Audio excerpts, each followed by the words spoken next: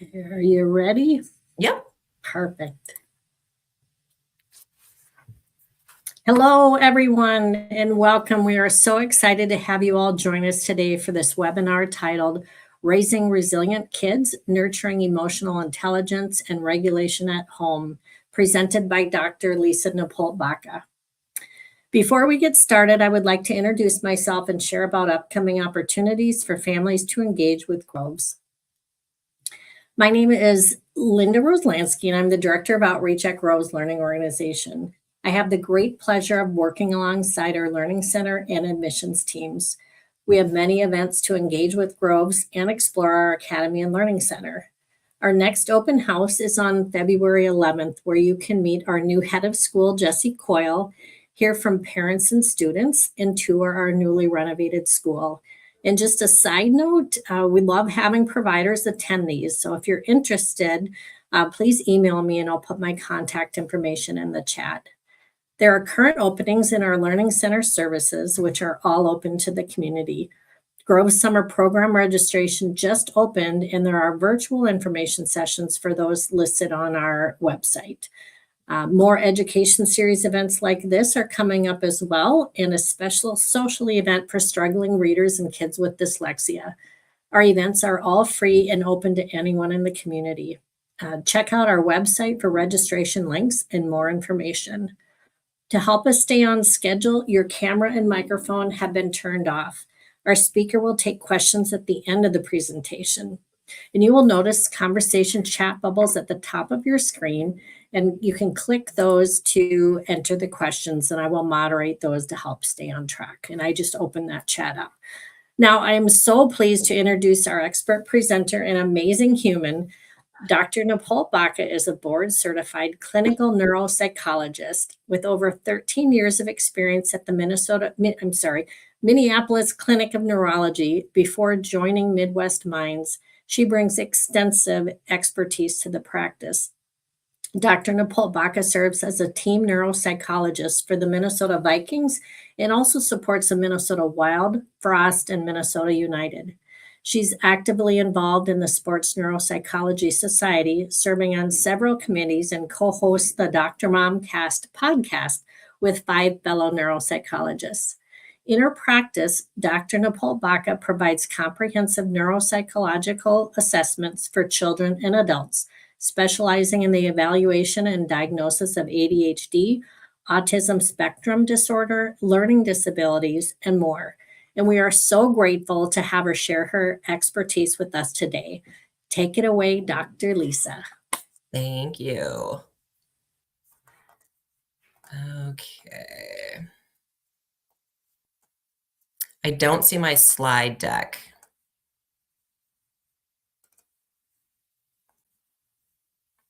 Oh, there we are.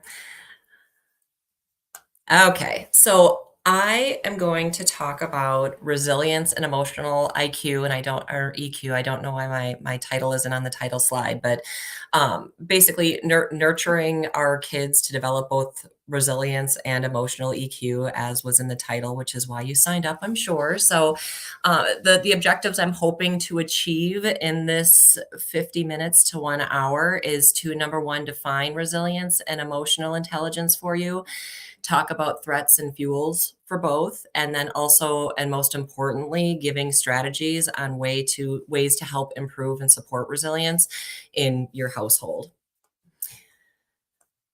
All right. And so to start with, we'll talk about resilience. And I feel like I'll address the elephant in the room or our community before we start, that I wrote this prior to all of the happenings that have been happening in the past month or so here. So I feel like the context for a lot of these talks with resilience in our kids is much different and bigger than it was when I first wrote this. But I think you can probably keep our current state of society in mind when we're going through all of this, because it's really important to help build resilience and support it and model it for our kids.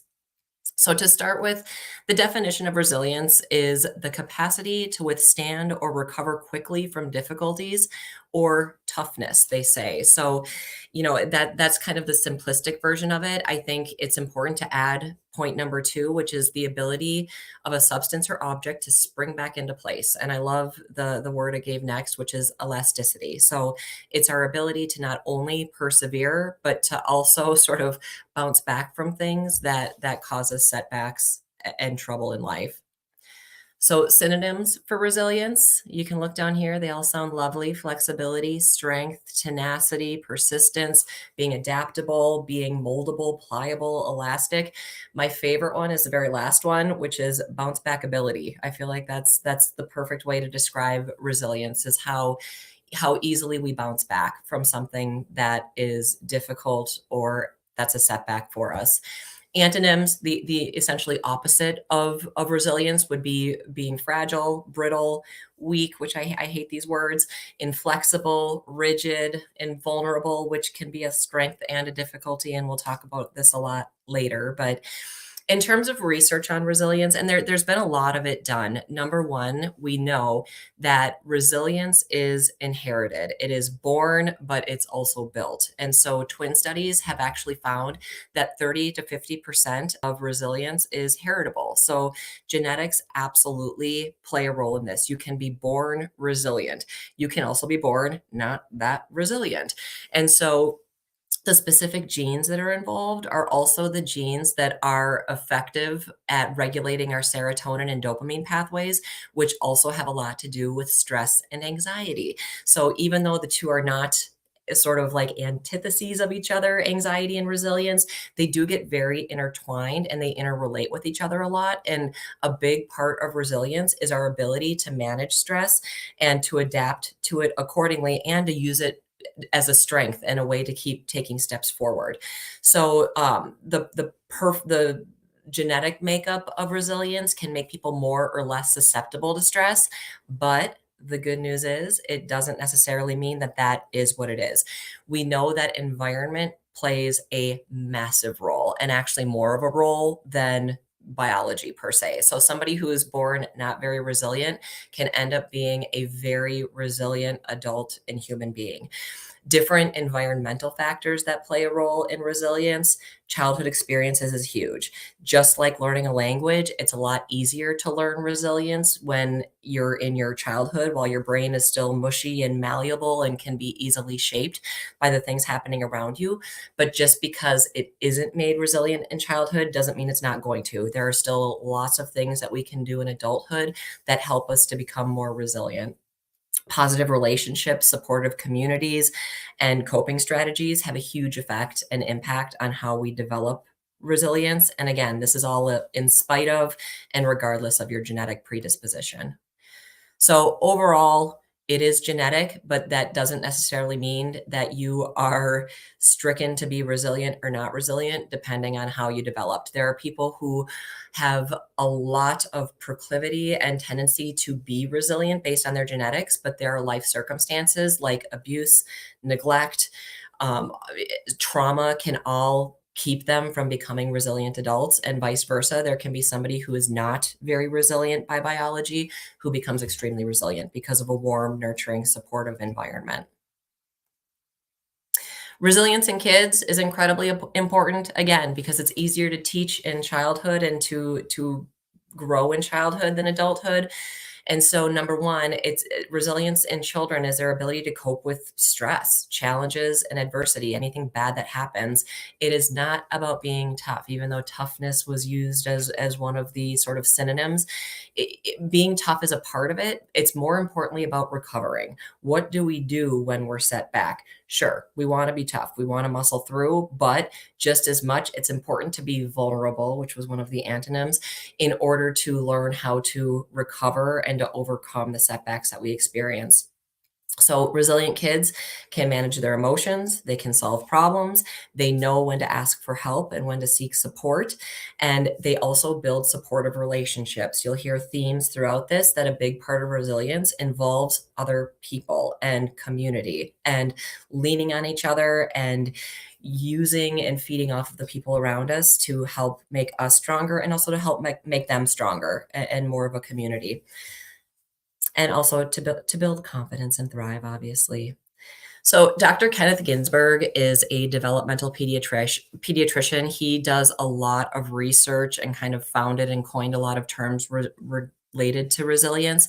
And so he came up with the 7 C's of resilience. So these are the 7 sort of traits needed or qualities that needed to be considered resilient. So they are competence, confidence, connection, character, contribution, coping, and control. And I put his book down below. He actually did an updated version of it in 2020, but it's called A Parent's Guide to Building Resilience in Children and Teens.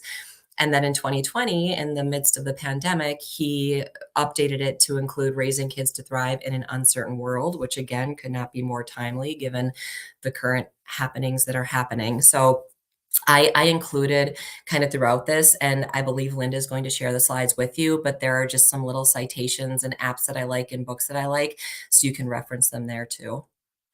So starting with competence, basically like being all knowing. We want our kids to be aware and to know. And so helping them develop real skills by learning them, by practicing it, by encouraging them to learn new things, to learn new skills, celebrating their success and progress, not just perfection. We want to celebrate the journey, not just the end result, which is extremely important to keep them muscling through setbacks, because as we all know, the setbacks will come. And so it's a matter of helping them by rewarding and complimenting the progress, not just the perfection, giving them opportunities to solve problems, not just giving the answer, letting them sort of sit with things and try to noodle through it rather than just giving them the end results, and then also helping them to learn from their mistakes. These are very broad and abstract, and I promise when we get to the last section and probably the longest section, I'm going to talk about very concrete ways to help build on all these qualities. Confidence.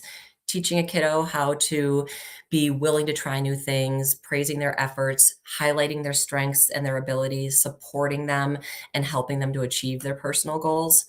Connection. This again, being connected to your community, forming strong bonds with family, with friends, and with the community as a whole, which involves creating a safe and supportive home environment at the core, and then also encouraging friendships.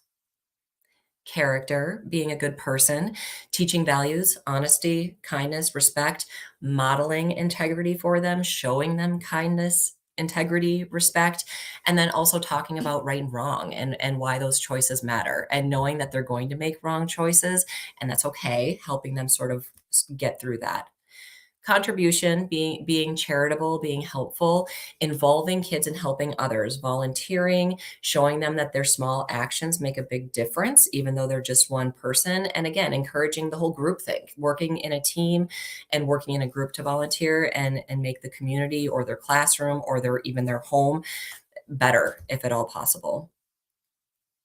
Coping with emotions. We'll talk a lot about this in emotional IQ, teaching healthy ways for kids to handle stress. Again, anxiety can be a big hindrance to resilience. It can also help build resilience by being a little bit anxious. So encourage them to learn how to solve their problems and come up with different ideas. And then most importantly, normalize making mistakes. We all make mistakes. It's what we do with it. A lot of coaches throughout the years will say, so what, now what? Okay, we did something, we failed, it didn't go well, so what? We can't fix it, but now what? What are we going to do to make sure it doesn't happen again, or to make sure that it's less likely to happen, even though it might happen again? Control, giving kids control and teaching them control and helping them feel a sense of control. Number one, over themselves, which is incredibly important from an extremely young age. But then as they get older, more and more control over their environment and their choices. And so as parents, that takes us letting them have some control within reason, letting them make choices here and there, helping them understand between, okay, you made this choice, what was the action? And then also, and most importantly, taking responsibility. Like you messed up, whatever. Again, so what, now what? We can't fix it. We can't go back. What are we going to do to try to prevent this from happening again? So in terms of emotional intelligence, this is much less defined and researched than resilience, but it's one of the core components of resilience. And so the definition of emotional intelligence, which there's different acronyms, I use EQ in here instead of IQ, which is intelligence quotient. So basically, it's the ability to recognize, understand, manage, and use one's own emotions as well as, and most importantly, as well as perceive and the influence of your emotions on others. So it has to do with not only yourself and your own emotions, but also how those emotions interact to help fuel social interactions and relationships and affect yourself and other people around you. So EQ is kind of founded or determined by Dr. Daniel Goleman, who is a pediatric psychologist.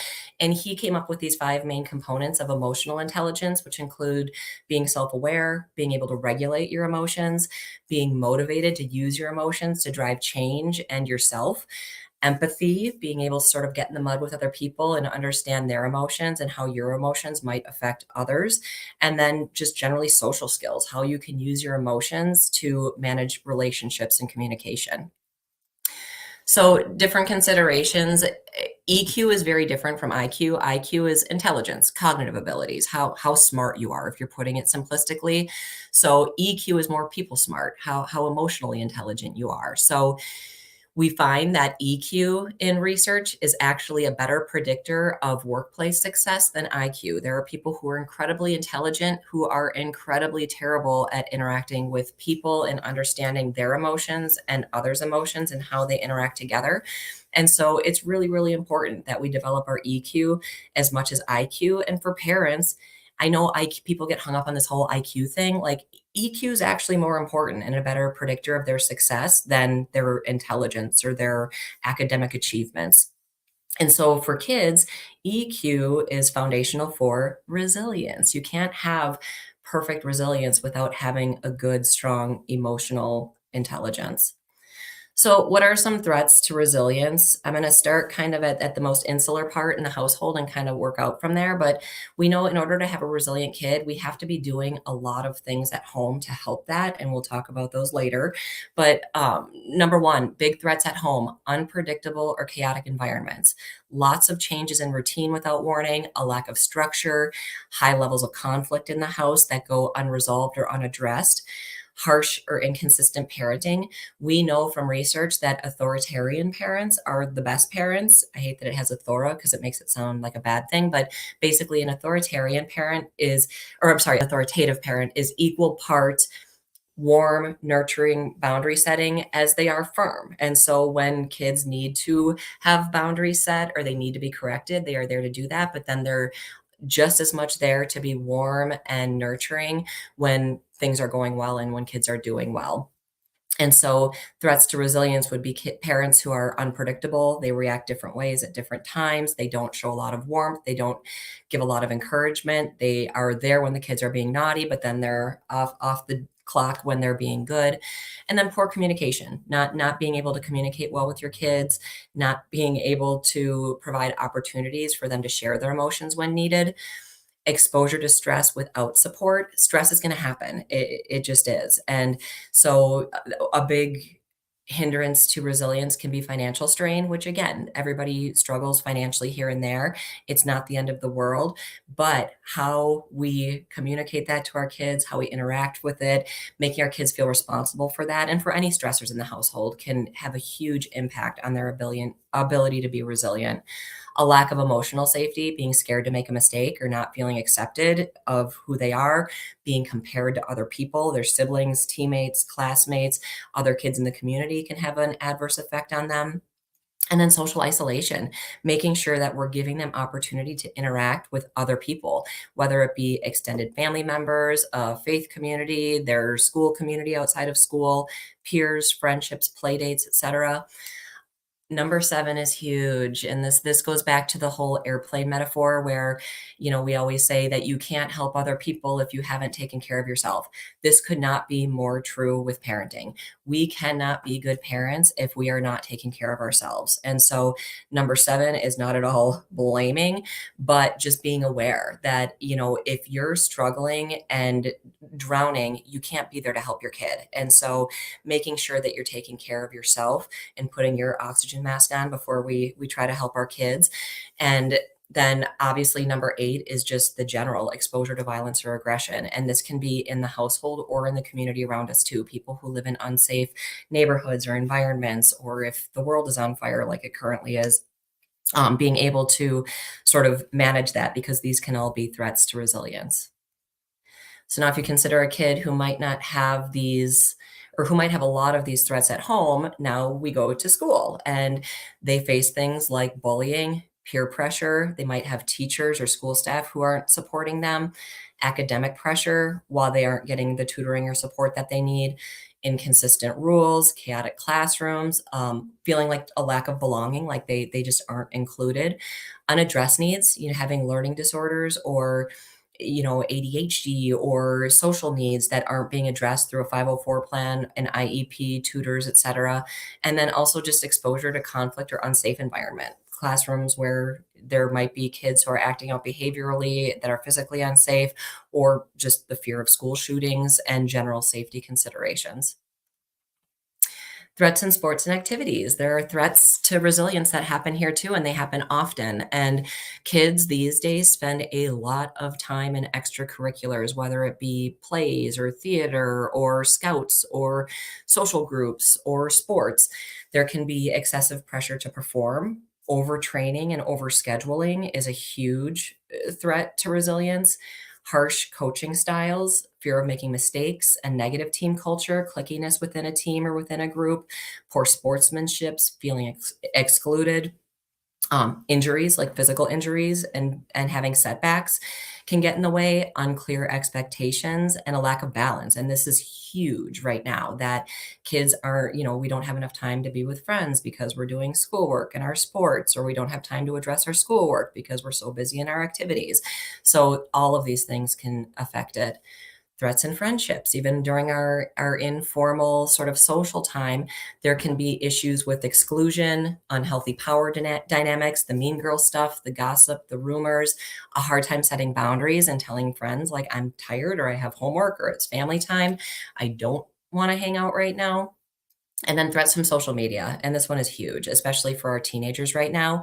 The comparison culture, the fear of missing out, the cyberbullying, comparing yourself to other people, seeing that your team is all hanging out or a friend group is hanging out and you are not there or you weren't invited. And then just the addictive design, doom scrolling. This is getting in the way of sleep. It's getting in the way of physical health, that kids are staying up just scrolling their phone, looking at negative content or positive regardless, and these algorithms are built to keep them engaged and to keep them essentially addicted. And so this all sounds very doom and gloom and terrible. And so most importantly, and why I'm sure a lot of you are here, is to know how do we help and what can we do as parents to help our kids. And number one, I want to help you put the oxygen mask on right now by just giving you affirmation that this is hard. Parenting is the hardest job on earth. It's an impossible job to do perfectly, and nobody can do it perfectly. I assure you, I am not. I've got 2 teenage boys who I'll reference as we go. But give yourself grace. And I'm going to go through several different things that you can do and can work on, and little tips and tricks that can help build resilience. Pick one of them. If you can pick one, you're going to see a little bit of change. If you can pick 3, great. If you can pick 10, good on you. But pick one. Try to master it. If then once you have that one, you can add another one. But don't put too much pressure on yourself to do a complete overhaul of your parenting with anything. When you're listening to these parenting podcasts, in a perfect world, we can do it all. We can't. We're tired. We're stressed. So give yourself grace. Put your oxygen mask on and take the best care of yourself. So number one, the biggest thing to help build resilience is let them fail, which as parents is incredibly difficult and it's incredibly important. People who are perfect have zero resilience, and there are no perfect people, so there are zero people who are perfectly resilient. We do see this a lot in our gifted and talented and twice exceptional crew, kids who have extremely high IQs. They have a very hard time with resilience by nature because they haven't failed. They don't fail until they're a little bit older. So kids who have average level IQs tend to fail a lot sooner, so they get better at it. And so our 2E kids, our twice exceptional, our gifted kids, they can become resilient, but it often develops a little bit later because they just haven't had to fail yet. And so we want our kids to fail. It's not fun to watch, but it is incredibly helpful and necessary to help them make progress. So, number one, normalize mistakes. It's going to happen. Everyone fails. We fail. Learning from their setbacks. What can we learn from this? Again, like, so what? Now what? It didn't go as planned. Now what? What are we going to do about it? Encouraging persistence, praising effort, and trying again. If you have an F student, do not expect an A and do not wait to compliment them until they get an A because it might never ever happen. We want to reward a D, even a D minus. If an F student goes to a D minus student, that is enormous and huge for them. And so it's really important to be rewarding and encouraging and acknowledging those itty bitty little steps. Share your stories. Tell them about the time that you failed. Kids put us up on this pedestal and think that we're perfect. And when we're parenting them, we give the impression that we are perfect. It's incredibly important that you talk about your failures, big and small.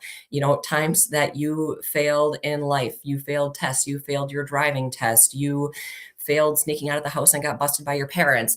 You failed a tiny little task at work. Like I swore during the work meeting, not the best choice, but let them know, like throughout the day, like, hey, I messed this up. Here's how I'm going to bounce back. Here's what I'm going to do differently, which helps model for them and just acknowledge that it's okay to fail. Support, don't rescue. This is the hardest thing as a parent to do.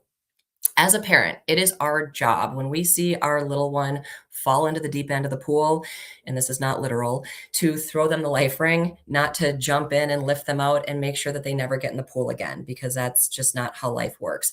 We want to be there to support them and to help them, but not do it for them. Sit in the suck. This is my dear friend and colleague, Dr. Sonia Moshe, does a lot of work and is actually working on a book on resilience right now. And she does a lot of work with actually the pro sports teams, working with them on resilience, which working for our Minnesota sports teams, we have to do a lot of. So we actually have a podcast episode on Dr. Momcast, and I put the link here to connect to it, but about resilience. And one of the big messages is sit in the suck. Like failing sucks. It's awful. And so rather than a kid comes home, they've had a failure, whether it be a grade, something social, something in sports, like, oh, well, just go try again. You should have studied harder. You should do this. We want to let them sit there for a minute. It sucks. Failing sucks. It sucks for all of us, and give them their time to grieve and acknowledge that, yeah, it is terrible. Like, I know you did study a little bit, or maybe you didn't study at all, but it's not fun that you got a bad grade on your test, and let them sort of sit there for a bit. You want to join them there, but not for too long. We're not going to, throw a pity party that lasts for days, weeks, months at a time. And each situation is going to vary depending on the severity and what's going on. But you want to give them their time to sort of grieve it, but then you want to help them with steps to kind of start to move on and go past that. So part of this happens by creating a safe environment. Step one, things that we can do, boots on the ground, making your house a safe space, being open to hearing feelings. It can sometimes be hard to hear the things that our kids have to say, especially when it's negative and especially when it's kind of coming at us. We encourage I've got two teenage boys, 14, 16. We encourage our boys to text us. If we're ticked off, they have a lot easier time texting us than they do sitting face to face, because they feel that power differential. They feel like they can't just openly speak, especially when we have a two-parent household. Their dad and I are sitting next to each other. We look big, bad, scary. So they text it to us. Those texts can be incredibly difficult to read, but those texts are very raw and are an indication of what they're feeling. I delete the text string every so often just because it hurts to read back. And it's important too to not get hung up on those things when you are reading about your kids' feelings. Setting clear rules. And this is going to be different based on their age. Number one, kids love rules, whether they're willing to admit it or not. So you start with, a few big household rules. What are they? We don't hit, we don't swear, we don't make other people feel bad about themselves. You can say we don't lie, but everybody lies. So, come up with a list of sort of big family rules, the big offenses. You don't want to make a laundry list that makes it impossible to move, but just some big, what are your family's values, your household rules, the golden rules of your family? And you can write them down and post them somewhere. Reassure your kids that they're loved and accepted often and always, but especially when they're struggling. That's when this is most important. And then also getting them to talk about their fears. Names. What's in a name? This is a little tip and one that's very easy to implement in theory, but can also be tricky and also has a huge impact about how kids feel about themselves, and it helps with that confidence and that emotional regulation. So we all, I don't know how old everybody on here is, but hearing your first, middle, and last name from your parent is never a good thing. Anytime that your parent uses your middle name, it's bad news. So what happens is when we hear our name, our brain actually releases dopamine, which is the reward chemical in our brain that makes us feel warm and excited and happy. Imagine being out in public. It's also what helps our brain focus. So when you're out in public and you hear somebody yell mom, you'll see lots of people kind of turn and look because that's their brain is activating like, ooh, that's me. It's helping them focus. And so for kids, when they hear their name, we want to be very cognitive about when and how we're using their name, and as parents, and try to think about it, and we're not throwing accusations out here, but when do you use your kid's name? It's usually when they're being naughty, right? Like, John, knock it off. John, stop doing that. John, stop pulling your sister's hair. And or John Jacob Smith is the worst because then he knows he's really in trouble. And then when we're being saying nice things, very rarely do we use their name. What research has shown us is that kids who have ADHD, have behavior problems, who get corrected a lot and have emotional regulation issues, they actually get to the point where they hear their name negatively so often that when they hear it, it actually activates the fear center of their brain. So when a teacher is doing attendance and they say John Smith, their brain is actually like, oh gosh, I'm in trouble. That's the immediate reaction, and their body has a physical reaction to it. So an easy thing to do is focus on how you're using your kid's name and when you're using it. So try to do it more positively. Like, hey, John, I love you, bud. Hey, how was your day at school today, John? Like, how are you feeling today, John? You did great on that test, John. Congratulations, John. Good job at your sports, John. And then when you're correcting, you can still, address them. And obviously, you have to get their attention. I have two cisgender males, so I put some of my favorites on here. In our house, you will very often hear, like, dude, come on, sir, buddy, man, bruh. Like, you serious, Clark? Come on. And you can still do the correcting, you can still do the punishment, but try to avoid using their name in that context. And these two, you can hear it makes it a little bit more fun that as a parent, it almost helps you calm yourself down because you're not angrily yelling their name, that their name doesn't have a negative connotation in your brain anymore either, because those connections can start to be made in kids who have behavior problems. Model healthy emotions. This all sounds very easy peasy, lemon squeezy, and is without question the hardest thing to do as parents. Number one, get yourself a therapist if you don't already have one. If you can't do these things, if these are easy for you, good on you, but it's not easy for a lot of people. So as a parent, we cannot expect our kids to behave and react differently to stressors than we do because we're modeling for them and we're creating the barometer and the pressure system in the house that is teaching them how to react to things. So, labeling your own emotions. If you find yourself slamming the refrigerator, rolling your eyes, walking away, stopping away, stop, turn to them, say, I'm sorry, I'm just frustrated right now. I'm going to go take a break. Label how you're feeling, give an emotion word, and tell them what you're going to do about it. And then do it. This is teaching them stop, think, label, and act. It's showing them how they should be reacting. For younger kids, you can get feelings charts. You can get them online. You can print them out and have them posted around your house, or you can have them make them and draw them if they're artsy. And for little kids, start with a few: happy, sad, angry. I would add anxious or nervous on there too.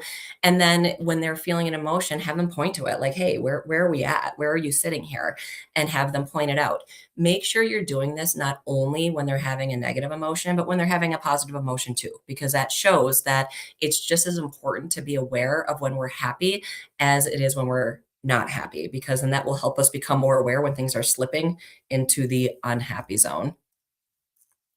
3-for-1 rule. I love this one. This again was kind of coined by Dr. Ginsburg. You'll see it a lot too in the Smart but Scattered series, which is phenomenal, all about executive functioning. But the idea is for every one time you are correcting your kid, yelling at them, giving them negative feedback, have 3 times that you catch them doing something good. As parents, it's easy to fall into a routine, and it's natural that when our kids are being naughty, misbehaving, need correcting, that's when we're on the clock. Then when they're being good and, happy and everything, that's when we get to kind of relax and go do our own thing. You almost want to think about it the reverse. We want to be teaching our kids what they should be doing and how they should be acting. And so, again, if you find one time that hey, dude, can you please stop? Have 3 times like, "Hey, you're being so nice to your brother right now." And again, "Hey, John, you're being so nice to your brother right now. John, you're sitting so quiet in the car. John, you're keeping your body so still on the couch while we're watching this movie. John, you have been so great lately. John, you did good on your test at school." Again, come up with 3. For kids with behavior problems, this can be hard, and that's okay. And it can be very hard to like our kids sometimes, and that's very human and it's very normal. And this 3 for 1 is a really nice way to help you kind of reframe and to look for the good things your kid's doing.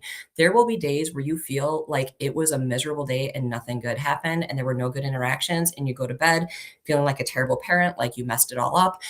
This helps you reframe and look for the good. There were good moments for every kid, the worst kid in the world. There are good moments that that kid is having throughout the day, even if it's them sitting and saying nothing and doing nothing.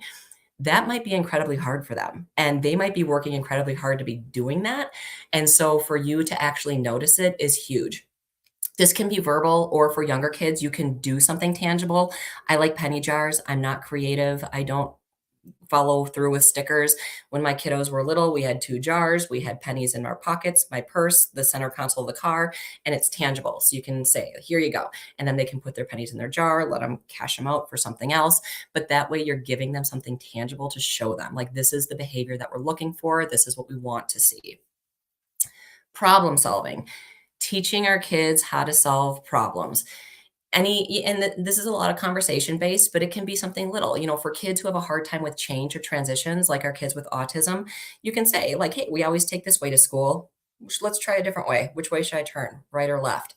Give yourself enough time to get a little bit lost, but just showing kids that there's different ways to go about things, that you still end up in the same place. Homework. "Hey, do you want to do homework right after school? Do you want to do it right after dinner? Or do you want to do it at midnight tonight? We can set the alarm, wake up." Let them choose. The midnight choice is a bad one. We know that, but they might think it's fun, but there's going to be consequences, right? And so just letting them know there's different ways to go about it. They might pick after dinner because they don't feel like doing it in the moment. And then they might be sitting there doing homework and the neighbor kids are playing outside, or somebody calls to see if they want to do something, or they're tired, and they'll know, like, "Oh, maybe I do want to do it right after school." And it teaches them, but it's under their own control, which was one of those C's. And also just ask them guiding questions. Don't give them the answer, and make sure you're giving them praise for coming up with different ideas. Routines are huge and difficult, especially in our busy society right now. Do this the best you can. And your routine might be consistently inconsistent, especially if you have a two household if a child has 2 households. You can only be consistent in your own household, and consistency might be that, there's always dinner available, it's in the fridge. We're in our sports era right now where we don't have time to sit down and have dinner together every single night. So our routine is we have 5 minutes. It usually happens at 9 p.m. that we have to gather in the living room. Sometimes it's just say goodnight. Sometimes it turns into a half-hour long conversation where we talk through our feelings and what we're going to be doing and what's going on. Whiteboards are great just for little routines. If your kid has a hard time getting out the door in the morning, write down the steps. Get dressed, brush your teeth, brush your hair, eat breakfast, pack your bag.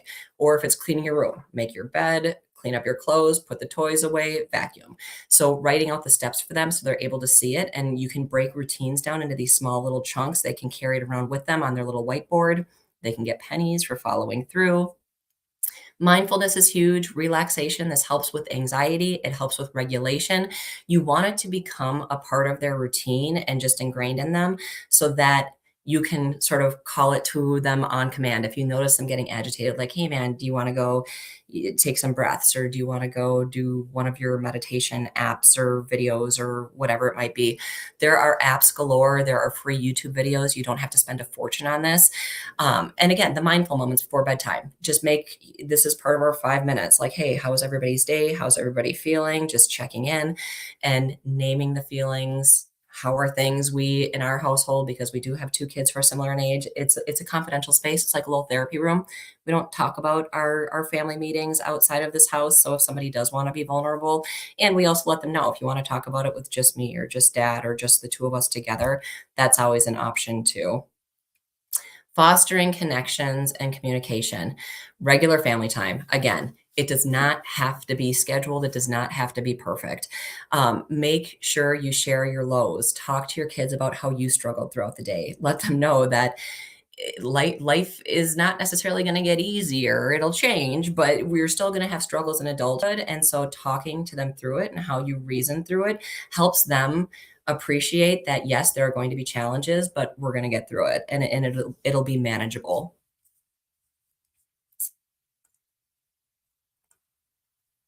Teaching coping skills. So this is for kids who have emotional regulation difficulties. So, and number one, this must happen when they're calm. Do not try to do this once kids are escalated, because you are not going to be able to reason with them.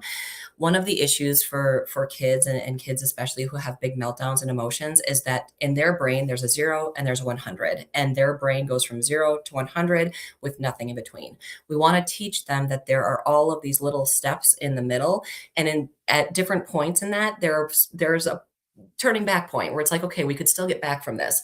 Once you're here, you can't go back. You basically have to remove yourself from the room. Talking to them won't help. Trying to punish them won't help. It's going to douse the flame with gasoline. So removing yourself is important. So talking when they're calm, like, hey, when you get upset, what do you think would be helpful? Do you want some squishy toys or some fidget tools for when you're feeling nervous? Do you want to make a crash pad in the basement where we stack up a bunch of pillows and blankets, and when you're angry or too excited, you can go and throw your whole body into it? Do you want to get a trampoline, the little one for $10 off of Facebook Marketplace that you can bounce up and down on to get out some of that nervous or angry energy? Swings, all these different things that you can kind of have on hand and have ideas in advance, and kind of creating a plan for when they melt down, because they will. But then when you see them start to escalate, you can say, hey, do you want to go try the crash pad, or do you want to go try the screaming into a pillow thing, or do you want to try, running some laps around the house? But you're going to be basically stopping them right here and letting them know, like, you can still come back from this. We don't need to get here. And they might get there, and that's okay. But you've at least pumped the brakes for a little bit, that you're teaching them that there is this in between sort of gray space where they can still recover. Role playing, if there's a difficult conversation that has to happen, what can we do, or what would you say when this person makes you mad, rather than hitting them? Let's try it. Like, hey man, I don't like that shirt you're wearing. What would you say back to them? Or how would you walk away? Show me how you would walk away. uh, Making a plan for when dysregulation happens. And again, it will happen. There's a good book series called The Explosive Child. They're currently in their 6th edition, that it's called the collaborative problem solving approach, that basically does exactly this. Number one, figure out triggers. What makes them mad? What ticks them off? And then having them make a plan. Okay, next time you start to get agitated, what do you want? What are you going to do? And what do you want me to do? And have them come up with a plan. Write it down. It might be, do you want me as a parent to remind you to go to your room, or remind you to take your deep breaths, or remind you to go use the crash pad? Or do you want me just to leave the room entirely? And then the next time they start to escalate, do it, follow the plan. It might not work, but in which case, fine. Next time we're calm, we can meet, we can chat about, okay, what didn't work? I know you thought when you were calm this was going to be okay, but what went wrong? Did you get mad because I was talking to you while you were angry? Next time, do you want me just to leave the room? And then come up with a different plan, and then try that one the next time. Promoting responsibility. This involves letting them make some choices, again, within reason. Kids love control. They especially love to control us. And so you want to teach them, what's a reasonable choice you can make, and give them some skin in the game when kids are little. Hey, what kind of snack do you want to bring? What outfit do you want to wear today? What activity do you want to do? Do you want to do soccer? Do you want to do baseball? Do you want to do the drawing club? You can pick which one. Let them be involved in some family decisions within reason. You're not going to say, like, hey, where do you want to go on vacation? And they say Bali or a Disney cruise, when you were thinking, maybe to Duluth or a little staycation at grandma's house. And then talking about the consequences of those choices, and they might be good or bad. Celebrating effort, again, small steps. We need to reward the small steps, especially kids who do have ADHD behavior problems. They get a ton of negative feedback. And if you haven't experienced these things yourself, nobody can articulate the amount of effort it takes for a kid who's hyper to stay seated all day at school. They have tension and that builds and builds and builds inside of them that is incredibly difficult. And so it's so, so important. And like for the kid who is the straight F student, when they get a D minus, that's enormous. That is huge for them. And they probably put in a ton of effort.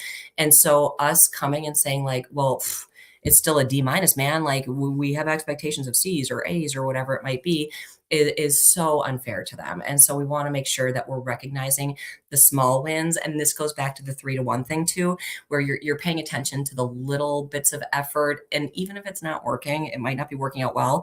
They might still have the freak out, the meltdown, but maybe they didn't break the TV like they did last time. And that's huge. Like, hey, I know you still got mad. You should not have sworn. You should not have ripped up that paper, but I appreciate that you didn't break anything big, which is what's happened in the past. And that took a lot of control on your part, John, because we're giving him a compliment. So we'll use his name there.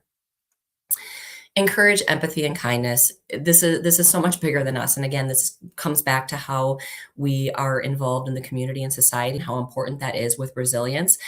Discussing how other people might feel in different situations, how our behaviors might affect other people, how they might think about it, how they might feel about it, and how we think and feel about how somebody has treated us. Acts of kindness together, volunteering as a family, helping our neighbor. One of our chores that we have for our kids is we pay them, but we pay them to shovel our neighbor's driveway. So when it snows, we don't pay them to shovel ours. That's an expectation, but we pay them to shovel, each of them go shovel a different neighbor's driveway that hasn't been done yet. So just showing them that it's important to help other people, to be involved in the community. Again, now more than ever, Fred Rogers from Pittsburgh said, look for the helpers. When you're watching news stories, when you're watching anything negative, like, hey, who did you see there that was helping? And encouraging and striving our children to be that helper and not somebody who's contributing to the problem. If none of it's working, and some of you might be sitting here being like, yeah, thanks, lady, I've tried every single one of these and it doesn't work. Consult a professional. We are here. This is what we do. If none of those things are working and you've tried everything, it's time. It's time to get a professional involved. You can either do a therapist, which you can do family therapy as a group. You can do individual therapy. You can do parent training, either on your own or with your spouse or a guardian, where you guys go and learn how to interact with your child more effectively. Your child can do individual therapy. You can do individual therapy to talk about how stressful it is to parent and how sometimes we just don't like our kid, and that's okay. Evaluations, that's what we do, is the neuropsych or psychological evaluations to kind of get to the root of what's going on. You know, there might be something, there might be ADHD, there might be a language processing issue where they just aren't understanding instructions or they're not able to say how they're feeling. And so the evaluation helps get to the root of the why is this happening. And then, you know, referrals from there. Sometimes it might be a matter of we've tried everything, like it's time to involve medication or psychiatry or occupational therapy or speech therapy to give them those language skills they need to express themselves. These are just a very short version of resources that I like, different books on resilience, different websites, podcasts for those of us who don't have time to sit down and read a book because we're parents and we're tired. I really like, you can listen to them on your way to and from work while you're doing your chores, whatever it may be. Those are some of my favorites. Raising Good Humans is a great one. There's tons of them. So those are all really good resources. And then that's it. This is us, Midwest Minds. This is our practice here, and self promotion. We do neuropsych evaluations here for kids and adults. Like Linda had said at the beginning, that we do adult ADHD, autism, dementia. We do evaluations for women who are perimenopausal with brain fog and all the other things that come along with being a mom, but then also child therapy and mental health services too. So with that said, what questions do you have? I left 11 minutes. Yeah, that was fantastic. And we really appreciate you taking the time to present and sharing your wisdom. That was so informative. While we let some people type in any questions they might have, I wanted to share some of my favorite takeaways, how you encourage celebrating the journey, not just the end results. So powerful. And your discussion on using kids' names and the 3-to-1 rule. I wish I could turn back time, but I think it's always good to remember to use somebody's name, even with adults, and giving compliments. So I really appreciate that.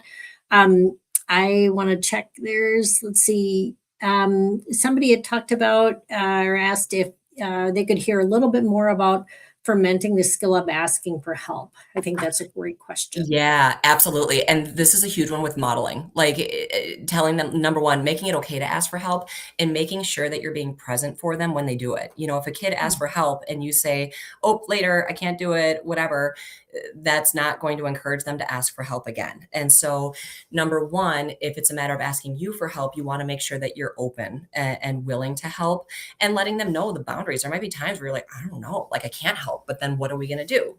Who are we going to ask next to make sure we can get the help that we need? If it's a matter of Mhm. asking a teacher for help or a school or the school for help, and this is huge too for kids, is advocating for themselves. And we encourage this a lot in middle school and high school, giving them a script. Okay, when are we going to do it? When are you going to ask the teacher? Should you do it in the middle of the day when they're busy grading papers and talking? Should we go in before school? Should you stay after school? And what are you going to say to them? And what are you going to ask for specifically? So teaching them just a script for how to ask for help. And same thing, you can have kind of like little signs, like a red flag. Like, if your kid wants help and doesn't know how, tell them to text you the red flag emoji if it's a teenager. And then you'll know, like, hey, I will drop everything if I see that red flag. What's going on? What do you need? And that's some great tips. I appreciate that. Can you share some age appropriate timeframes for how long to let kids sit in the suck? Going back to Yeah. your size. Yes. So the younger, the less amount of time we're going to give them. And Mhm, honestly, the older, and I did say it depends on the severity of the situation. mhm, Like we're talking from a matter of didn't make a sports team or failed a test, which failing a test, we're going to give them less time, not even a whole day before we're like, God, that sucks. That's terrible. And if they're still kind of down, give them an hour or two. And then, hey, let's start to kind of move past this. If their friend passed away or a parent passed away or there was a significant loss or a significant trauma, they get to sit in the suck for a bit longer. And I would give them the remainder of that day. The next day, once they've slept and they've started new, we're not going to make them forget about it. We're still going to check in and say, okay, where are we sitting? But that's when we start taking action steps. Like, okay, like and finding out from them what do you need? Like, okay, now you can keep sitting in the suck, but I'm not going to anymore. I'm going to start thinking of ways to help you once you're ready to kind of move past this. And whether that be, involving a therapist or, mhm, giving them books to read or podcasts to listen to, which there are those for kids too. So it really is dependent on the situation and the kid. It has to do with their intellectual ability too, that all kids process things differently and at a different rate. But if it's a failed test for one class, I'm not going to give them more than a couple hours. Um, mhm, but again, it is kind of touchy because sometimes you trying to get them out of that can actually trigger them and make them go further in which case read the room and give them a mhm. little bit more time. Absolutely, absolutely, very helpful. Another question that popped up: what are some other actions to offer a kid who's about to go to that 100 level upset? They want to offer some Yeah. choices as well as let her suggest some things. Yeah, very little verbally can be done in those moments. So again, the best work happens long before an outburst happens, which also involves helping them find their triggers and helping them identify them. Like what ticks you off? Like, this happened. What did I do or say? And again, don't get defensive about it, or what triggered it, what made it happen. So giving warnings, like if it's something like having them turn the TV off, or if transitions are a big trigger, setting timers and let them set the timer, let them use their hand and actually set the timer. And you can put pennies next to it that they can go put in the penny jar if they make the transition well. If they start to get escalated, Mm, distraction is great. Like, hey, let's look at this feeling chart over here, which again, it still is emotional related, but it's trying to get their eyes and their brain on something different. It might need to be something that has nothing to do with emotions. Like, oh my gosh, look at that squirrel out there. Or look out that window for little kids to literally distract them away from it. and then say like, hey, let's take some breaths. I could see you were getting a little bit upset. There does come a point where you just can't intervene. And if your words Mhm. are making it worse, quit using your words. And there might be Mhm. times where you literally need to leave the room. There's something called planned ignoring that once a kid is in a full blown meltdown, the worst thing you can do is give it attention because they're basically trying to get you to join them in the mud. And so Mhm. you want to remove the oxygen from the room, which will make the flame go out. There's the age old question of would the meltdown and tantrum be happening A, at all, and B, as severely and as intensely if there wasn't somebody there to watch it. Mhm. Yeah, that is so true. I'm having flashbacks of some of my earlier parenting moments with that. Yeah. So, yeah, Yep. thank you for sharing that. There's another question here asking about the wait times for scheduling a neuropsych eval, and Yeah. yeah, I can add to that too, but would love you Yeah, to find out they can be high. So we here actually have openings available in the next 2 to 3 weeks. We do not take insurance, which is one of the reasons that we have openings. And so, Mhm. they can be anywhere from years to weeks to days. And so it really is highly variable. If you are able to pay out of pocket or use health savings accounts or flex spending accounts, there's usually more immediate availability. If you have to use insurance, there are some providers, which I see Lisa Ledbetter, Dr. Ledbetter is on here. She's a neuropsychologist and phenomenal, and she is in network with some insurance companies. So there are people who do take insurance that you can ask your pediatrician, people they've had good luck with.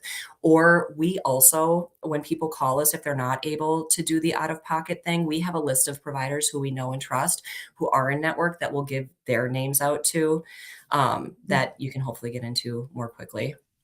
I love that. I think this is such a collaborative community, and I was going to offer the same thing.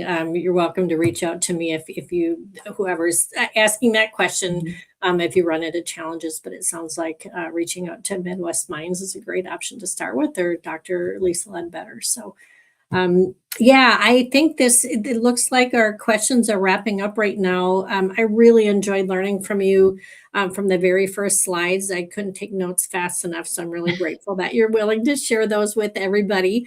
We really appreciate everybody attending. And just a reminder, this presentation and the slides will be shared with you via email in the next few days and will also be posted on our website. Please share this information with your family and friends. We're again grateful to be a community resource and encourage you to reach out if we can be of support. So thank you again, Dr. Nippoldt-Baca, and Yeah, thank thank you you all for guys. attending and hope you all enjoy the rest of your day. Thanks, Linda. Thank you. Bye-bye.